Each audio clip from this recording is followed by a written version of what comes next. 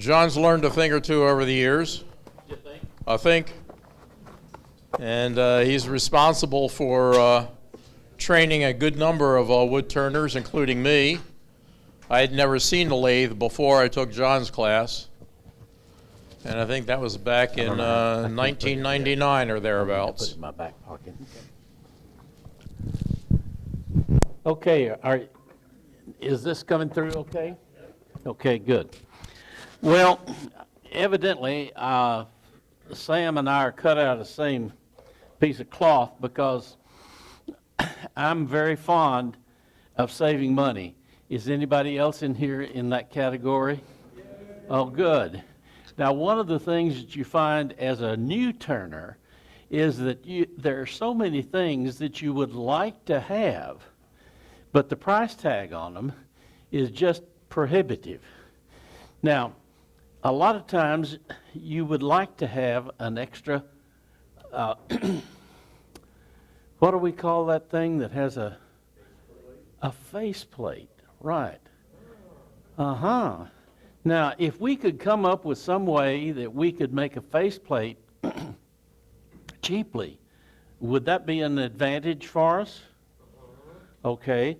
Well, we have found a way to do that. You go to the hardware store and buy a nut, or maybe more than one nut, including me, and you find this. You match the nut to the size of the thread that you have on your lathe. Now, for many lathes, you'd use a 1x8. Now, there is one thing, though, that is a problem. When you're making these,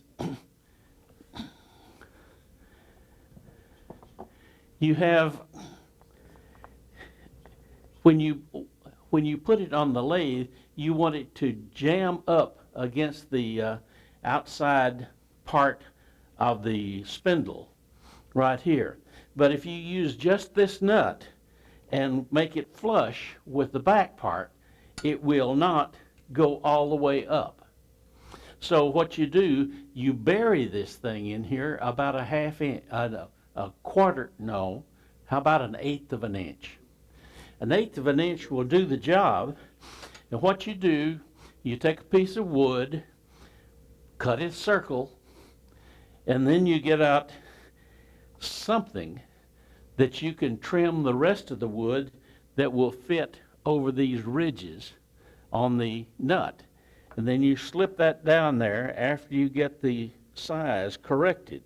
Now, it may take you a little while to cut that out, but I think it's worth it because now you have a faceplate that you can use for a lot of different things.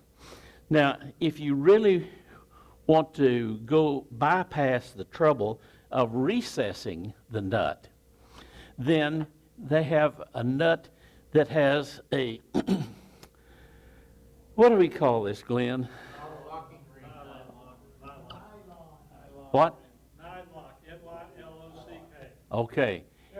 Okay, whatever we call it, you put it on here, put it on, have a piece of wood that will not let it go on very far, and then you just turn it on slowly, and with your spindle gouge, go in here and take that white stuff out.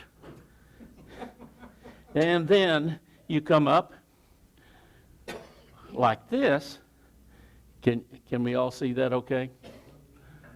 Okay. Now, this is even across here, and it will go all the way up.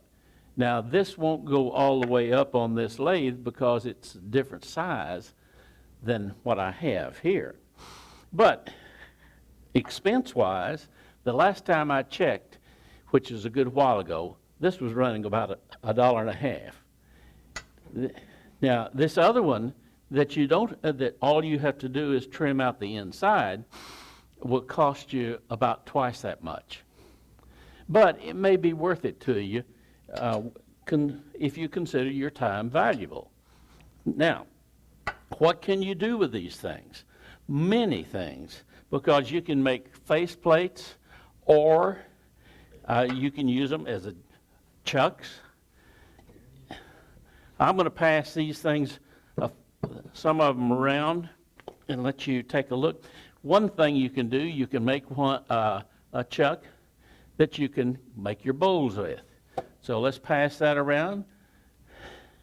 Be sure that it gets back, all the stuff gets back to me over here on this side. Now here is just a plain old faceplate right here that it's just begging to have something to be used. Now here we have a sanding disc. Now you can make sanding discs that can be any size. Now this works pretty good on a mini lathe, but it's only limited by the distance that you have between the spindle and the bed of your lathe. Now I have two lathes. One is a 10-inch swing, so I could have, theoretically, I could have a 10-inch diameter sanding disc, or I have another lathe that has a 24-inch swing, but I don't want a sanding disc 24 inches in diameter, I don't think. How big would you want it? 24 inches. Okay. So here are the pieces. So take a look at these and see if you'd like to do anything with them. If you can, maybe that was worth the price of admission today.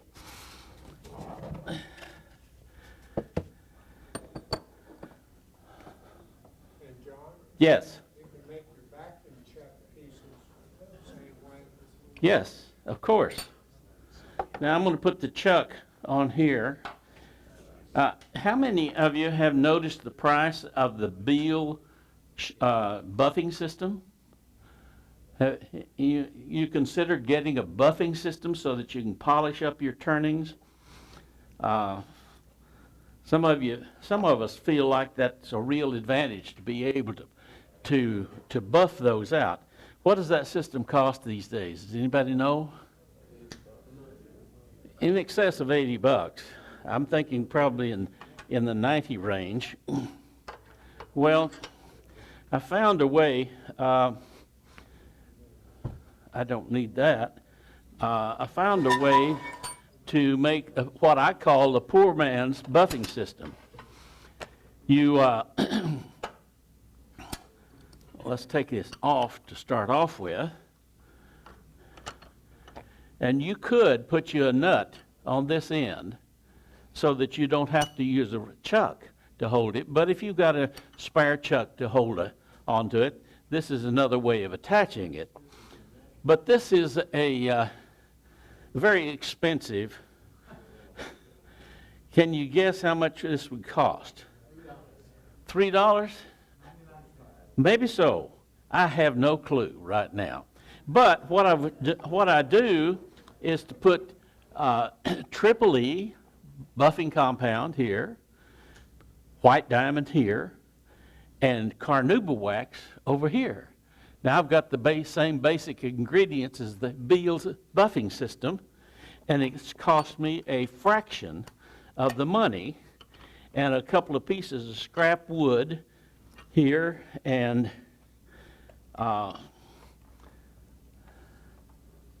just put it between centers here, and we're off and ready to go. And let's see how that works.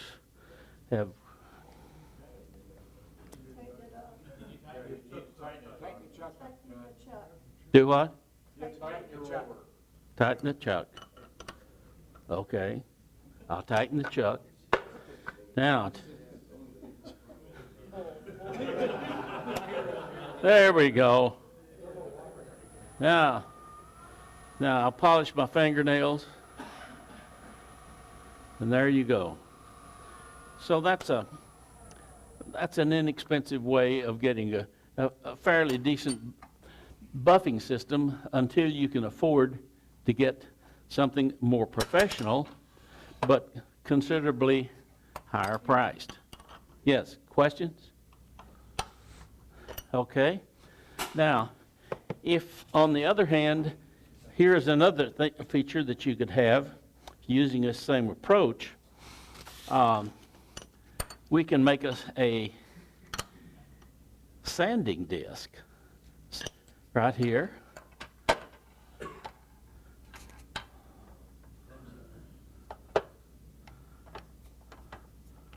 All right. Using the same concept, let's see, is that going to go there? There's our. Thank you.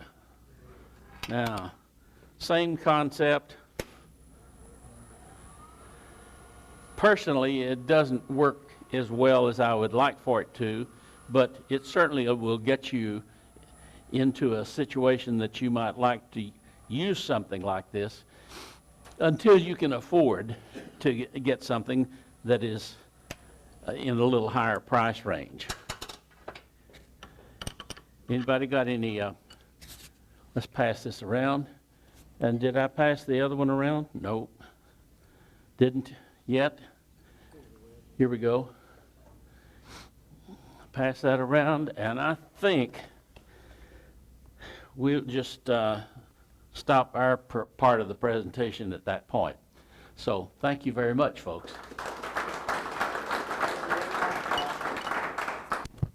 In lieu of the string steady rest, this is a string steady rest. Now I can take my finial out to the ultimate length. How long do I want it? Do I want it 6 inches, 9 inches, 24, 36, or 42? This has got magnets on the bottom. It positions on the lathe. It works the same as that string steady rest. Got those.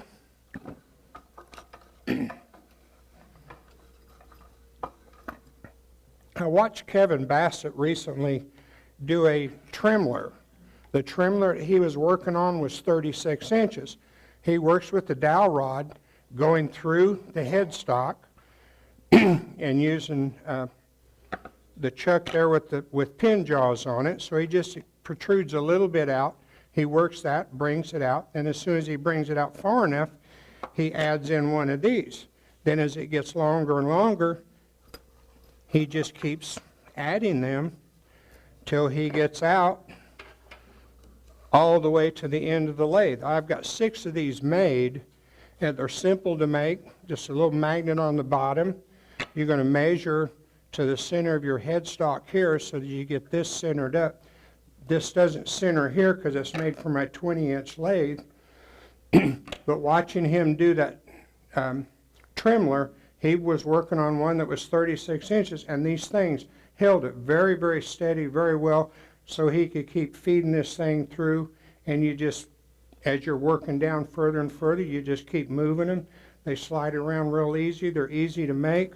All you want to do is when you're setting your screws, you want to set them so that the lines are perpendicular. And the cord that he was using was the wide dental floss. It works very well. This is the wax cord that you use for sewing leather, and it works really well. I've used them on the string steady rests that I've made, like that one that Glenn was showing.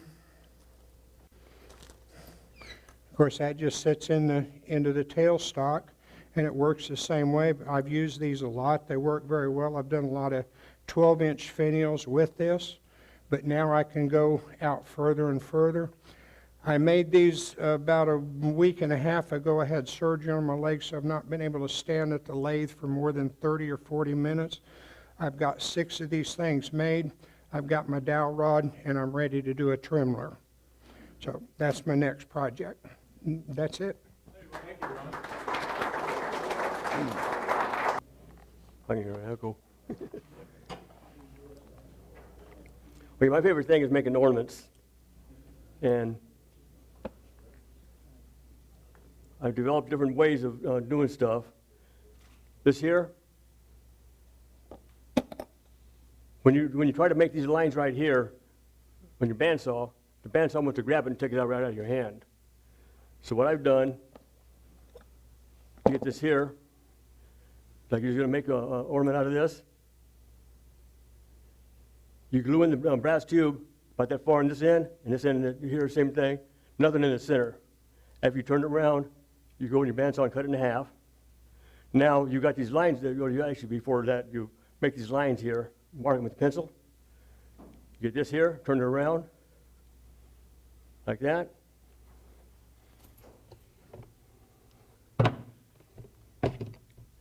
Now when you go to your bandsaw and cut it, you get that stability back there. So it's not going to jerk it out of your hand. And when you do the other part of it, same thing, reverse it. So that makes it really, really a good set for you. Next one, when you're doing these holes, you want them exact because you're making something small, and the slightest variation on it really shows. So I made this here.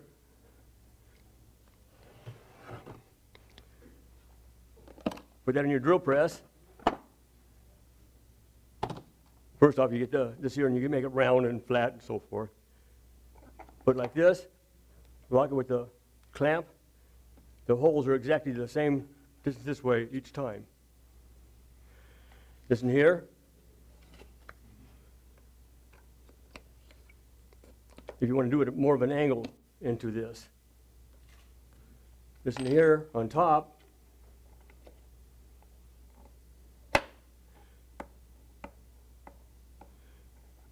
So you got exactly the same diameter stuff.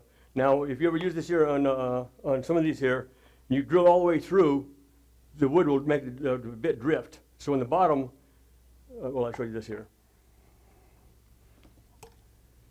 If you drill the hole here all the way through, on the bottom here, it'll be a little bit different. So when you cut this band into it, it's off on the circle a little bit. So what you do, you want to drill halfway through on these. Do your bandsaw blade cut, turn it upside down, mark where it's supposed to be for the center of that, and now the top and bottom are perfectly matched. And you just put a dowel in halfway here and halfway here, and they match up perfectly with themselves. So that's just basically it. There's just stuff to make it a lot easier and nicer. That's it.